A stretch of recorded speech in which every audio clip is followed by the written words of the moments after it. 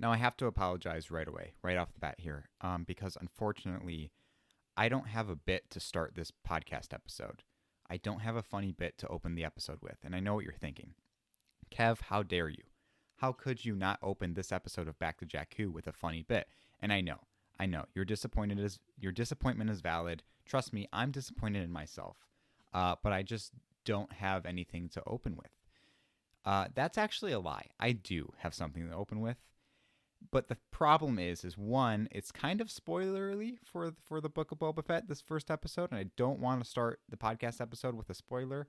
And number two is it would have required me to do a Tamura Morrison accent and try and talk like Boba Fett, and that just can't happen. I can't do his voice. I can try to do his voice. I could, but you guys aren't going to hear it because it's so bad. Again, I'm sorry to disappoint. I'm sorry there's no bit to open this episode. Won't happen again. I'll start planning out my bits from here on out, but for this one, I got nothing, and I'm so sorry. Anyway, welcome everybody to another episode of Back to Jakku, and it feels good to be doing this episode, because as I'm sure all of you know, the Boba Fett spinoff I've been waiting my entire life for, we have it now. It's here. It's finally here. I'm recording this on December 29th, 2021. I've already seen the episode twice, the first episode, and I just can't not talk about it. I need an outlet to just ramble on about this show and about this character. And then I remembered I had a Star Wars podcast. So this is my outlet for that. I'm so excited to be here and to be doing this. And I just can't wait to talk about this show with all of you guys. So what's going on, everybody? Welcome. This is going to be the first part of a 6-part weekly series, I believe, because I think there's 6 episodes in the Book of Boba Fett, where I just kind of come on here by myself and keep it short and keep it sweet, but just give my thoughts about each episode of the Book of Boba Fett as they get released, because I already love this show. I've been waiting the better part of my life for this show, and it's finally here, and I have to talk about it. So like I said, we're going to be doing weekly episodes, just me. I'm going to try and keep it like 10-15 minutes, because I know listening to a whole long podcast can be a commitment. But this episode's probably going to be a little longer because I have many thoughts that I just have to get out of my mouth. So that's what's going to happen. So without further ado, let's begin. I do want to go ahead and say spoiler warning. If you haven't seen Chapter 1 of the Book of Boba Fett, click off of this right now. Hit pause on Spotify. Hit pause on Apple Podcasts. Close out the YouTube tab. Whatever you're doing, get out of here. Go watch the episode. It's only like half an hour long, and then come back. But with that being said, let's get right into it. So before we begin talking about the episode, I kind of just want to talk about me a little bit. Wow, look how selfish I am. Yeah, let's just not talk about Star Wars at all. I just want to talk about myself. Anyways, but I'm sure if you're listening to this, you know who I am, and you know that I've been a Boba Fett fanboy for literally my entire life. Like, literally, I can't even go that far back, like, in my head to think about when I first fell in love with Boba Fett, but I was probably like 6 years old. Suddenly Boba Fett is real to you? Some of us lived. I have been a Boba Fett fan since I was 6 years old. You're not the only one who likes the Mandalorian armor. That's a bit I could have started with. Man, I'm disappointed that I didn't think of that before. Darn it. I could have opened the episode with that, and I just didn't. Well, I'm glad we got it now and not later on. Yeah. Okay. Well, I'll start doing more bit planning from here on out. Anyway, so I've been a Boba Fett fan my entire life. I remember in 4th grade, I went as Boba Fett for Halloween. Wore my Boba Fett costume to school for the Halloween party. It was sick. I got the inflatable jetpack accessory for it. Oh, I was rocking that Boba Fett costume. It was so cool. And Noah, I'm sure you guys know Noah. If you don't, he was my co-host for Live at the Cantina, my last Star Wars podcast. He had a Han Solo collection, like way back in elementary school, and I remember I wanted to rival that So I started rivaling his Han Solo collection with my Boba Fett collection. So I would collect literally anything Boba Fett I could get my little Kev hands on. And I got it like a shoebox full of Boba Fett stuff. Didn't even come close to rivaling Noah's Han Solo collection. He literally has so much Han Solo stuff. But I did make an effort. I made an effort and I got up to a shoebox full of Boba Fett memorabilia. I still have it. It's in my closet. But yeah, I've been a Boba Fett stan, if you will, my entire life. And I've been waiting for a Boba Fett spinoff forever. I always wanted a movie. I wanted a movie about Boba Fett like being a bounty hunter, like before he fell into the Sarlacc. But then I also wanted to see him like after the Sarlacc, because there hasn't been a single day of my life where I actually believe that Boba Fett died in that Sarlacc pit. That just never happened. I remember in 4th grade printing out the Wikipedia page that talked about how he escaped the Sarlacc in Legends, and then like bringing it to school one day and showing everybody like, hey, Boba Fett's not dead. Like this says it. Like I printed it out. This says Boba Fett survived. So there hasn't been a moment in my life where I actually believe that he died in the Sarlacc. And so when he got revealed in Mando Season 2, I was like, that was a big I told you so moment. And I was so excited. I lost my mind. But this isn't about Mando Season 2. This is about the Book of Boba Fett. So let's get into it. I stayed up until 3 a.m. to watch it when it dropped right away on Disney+. First time I've done that with a Star Wars show. Never did that with any of the Mando episodes. Never did that with the Bad Batch. Because it was just a little past my bedtime, 3 a.m. I just had my computer freeze on Audacity. So hopefully that isn't an issue. But it looks like it's fine now. Anyway. Just 3 a.m. That was always way too late for me to stay up. But for Boba Fett, it's I'll do anything for Boba Fett. So I stayed up to 3 a.m. And right when I opened Disney Plus at 3 a.m. and I saw the Book of Boba Fett thing, the amount of just pure joy that I was filled with, I haven't felt that in such a long time. And it felt so good. I was just so like giddy and so excited. And I clicked play on the episode and I literally couldn't sit still. Oh my gosh, I was so excited, and I haven't felt that level of joy in a long time.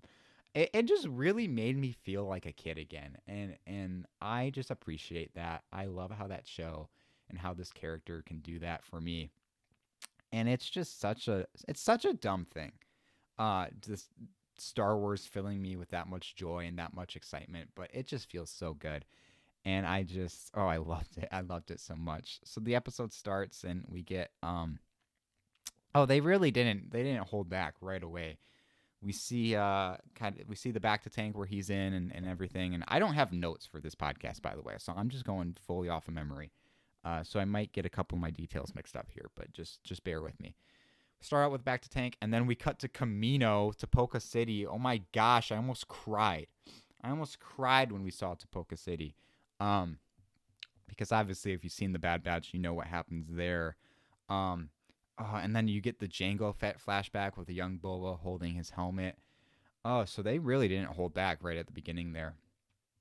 And then, oh my goodness, we see the inside of the Sarlacc, and I think it looks just like we all imagined it looked like. It's gross, it's slimy, it's disgusting, it's gross. It's just nasty. It's nasty. It's a tight space. And you see Boba in the Sarlacc in his Return of the Jedi armor, which was nice to see, even though we didn't really get a good look at it. But to see Return of the Jedi Boba with, the flight suit underneath and everything, that was cool. I like that a lot. I hope we do get more flashbacks where we can really see his Return of the Jedi armor non-Sarlacc, But so Boba's, he's in there and he's like, oh, I got to get out. So he sees a stormtrooper and makes his way over to this dead stormtrooper who unfortunately found his way into the belly of the beast. And then he like took out his like air breathing tube or whatever and put it in his own helmet, showing his resourcefulness. And then he uses his flamethrower gauntlet to get out of the Sarlacc. And I saw something today that there's an episode of Parks and Recreation where I think the character's name is Garth, but he's played by Patton Oswalt.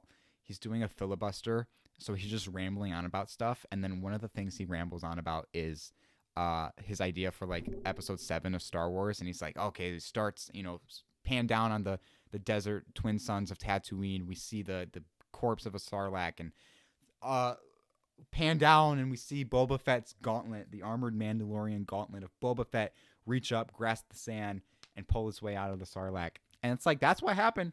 That's what happened. So that was funny to see that actually come true. And yeah, we finally get to see how he escaped the Sarlacc, and I think it lived up to the expectations. It was gross, it was nasty, and he was having a hard time. And then so he's, he gets to the surface and he just passes out because obviously he was just inside of a Sarlacc. So then he gets his armor stripped by some Jawas, and then he gets captured by some Tusken Raiders, which those Tusken Raiders, the coolest Tusken Raiders we've ever seen. They looked awesome.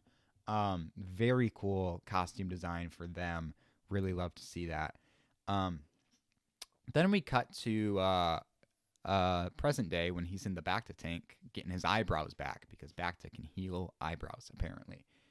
Not hair, but eyebrows.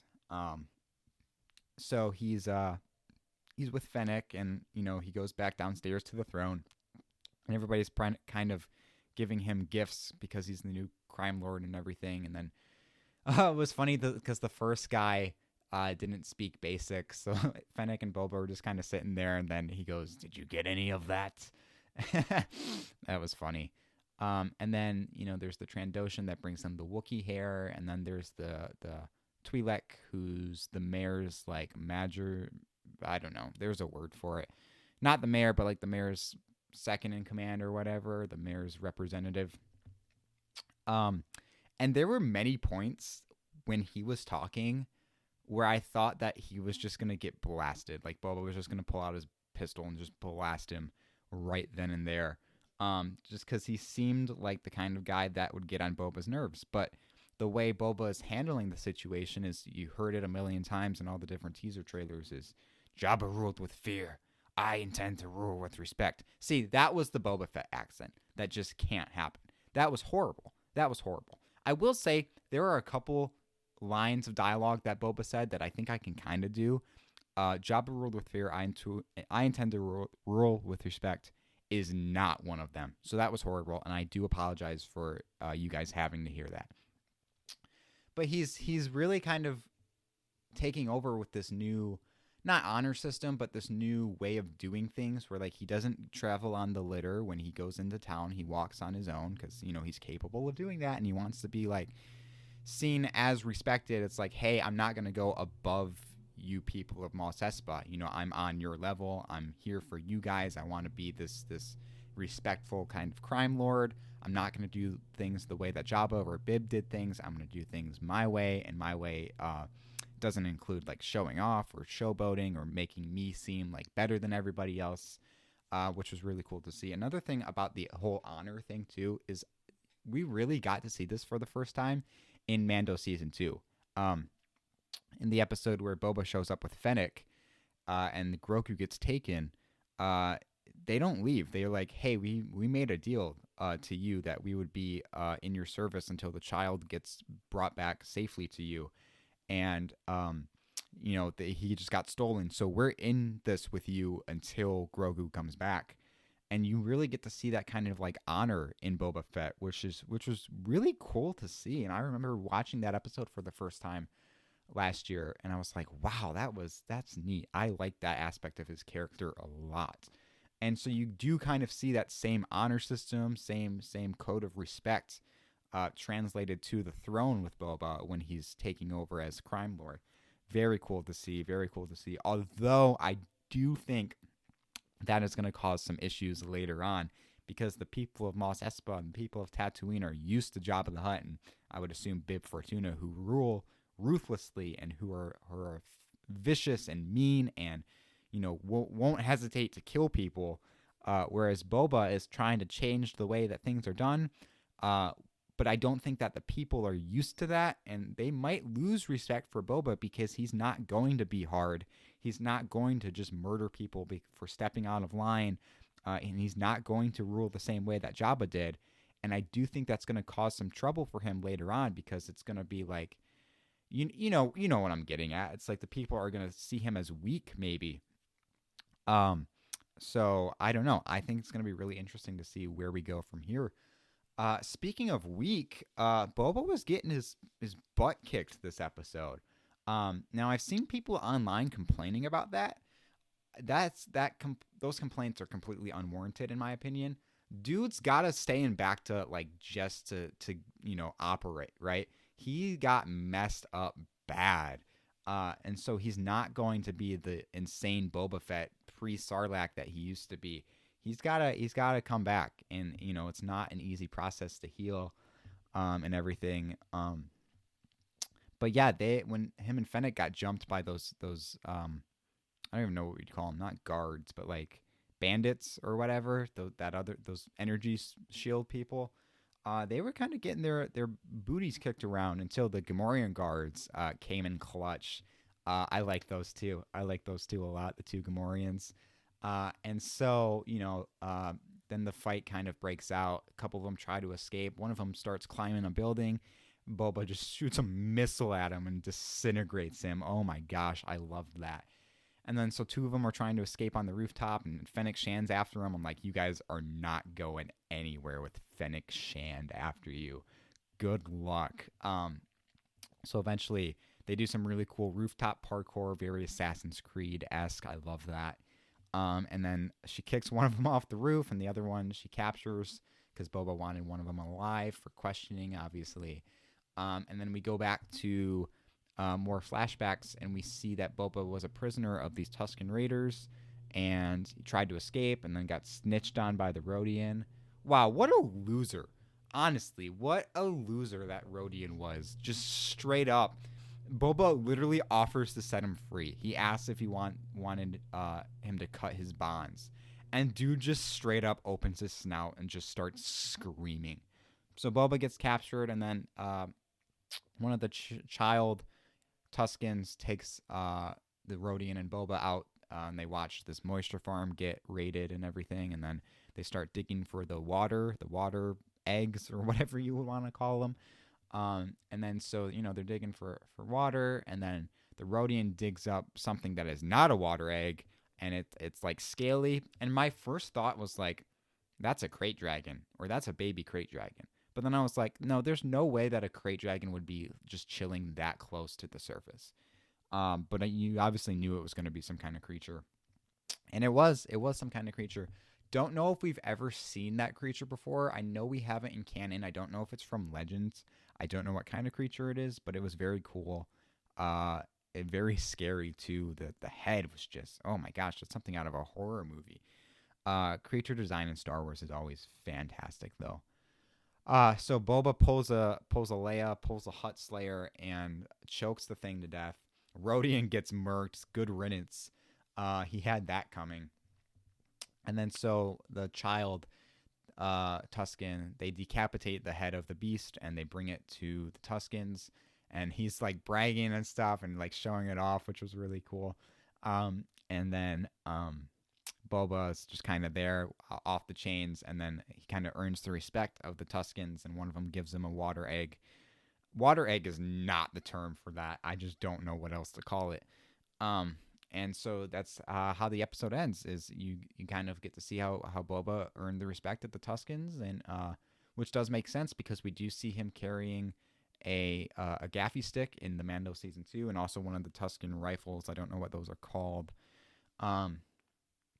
So that kind of sets up his appearance in Mando Season 2, I guess, or at least it makes sense of the weapons that he has. But I really like this episode. I like this episode a lot. I think it was really interesting to explore his past and get some of those unanswered questions that we needed answered. Like, we got to see him escape the Sarlacc finally, and we got to see the Jawas strip him of his armor, and everything. And I thought there was a part of me, or not necessarily when I was watching the episode, but when I was watching it for a second time, when he was getting, or I thought at some point he might be rescued by Cobb Vanth, and then that would make sense why Cobb Vanth still has his armor. Because if Cobb Vanth saved Boba Fett, then I think Boba would let him keep the armor. Um, but I don't know. If Cobb Vanth does show up in this show, I'm horrified, like actually like petrified, because I can't imagine that Boba is very fond of him for having his armor. But I guess we'll just have to wait and see. I'm not going to get too deep into like who I think is going to show up and everything, because I'm kind of just going with the flow with this show, because I don't like to over theorize or over speculate about stuff like this, just because I like to enjoy it for what it is and kind of just go along with the ride. Um, and I just know that whatever happens in this show, I'm just gonna love, and I don't think it's possible for this show to disappoint me in the slightest. So I don't want to give these expectations for myself and then have them not be met. Um, but yeah, it was really interesting to see those flashbacks and to see what Boba was up to before the present day, and then really interesting to see present day, and see kind of how he's going to start operating things. Loved the sanctuary or whatever it was called, the cantina place. We got a Max Rebo cameo. He's still there. He's kicking it. They're playing a variation of the Cantina Band theme. Love it. Love to see it. This episode was so good. It was fun Star Wars. This episode was fun Star Wars, and I really just don't think you can ask for much more than that. I think it was a great first episode, a great way to introduce kind of Boba again and kind of introduce his story at this current time. Great balance of flashbacks and present day. Fennec is amazing. And I love it. I love this show. I've only seen one episode, but I love it. And I just haven't been this into Star Wars since. I haven't been this into Star Wars since The Bad Batch, which, now that I'm thinking about it, was the last Star Wars thing we got. So that phrase doesn't really work. But it just feels good to be in it again, be in Star Wars again. And I know I'm just going to live in this show like I lived in The Bad Batch, where I'm always just thinking about it and just having such a fun time with it. Star Wars is fun. And I think this show is going to be a prime example of that. But yeah, I just can't wait for more. It's incredible. I am going to be doing more of these weekly recaps. Not recaps, but like my thoughts on every episode and everything. Just because I'm not going to be able to keep my mouth shut about this show, and TikTok is not the place for long form discussion. So my podcast is where I will ramble and rant and just let all of my thoughts out. So I think that's going to wrap it up for this one. I'm sure I missed a couple things. Oh well, I want to keep these shorter, on the shorter side anyway.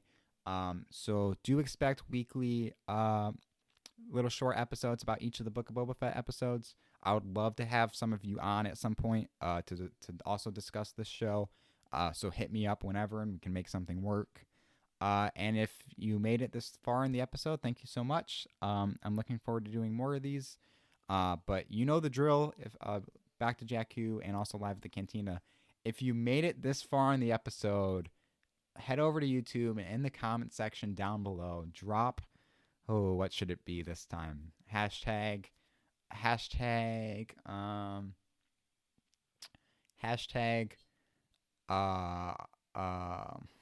wow, I'm struggling. I should think of these beforehand too.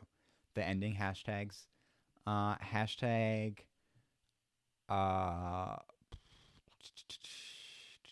hashtag stinky Sarlacc, because the Sarlacc does seem like it was stinky in there. Hashtag stinky Sarlacc in the YouTube comments to let me know you made it all the way. Thank you guys so much for watching or listening or whatever. I'm having a lot of fun doing this, and I'm looking forward to doing it week after week. So yeah, thank you again. Thank you for listening, and I will talk to you guys later. Peace out.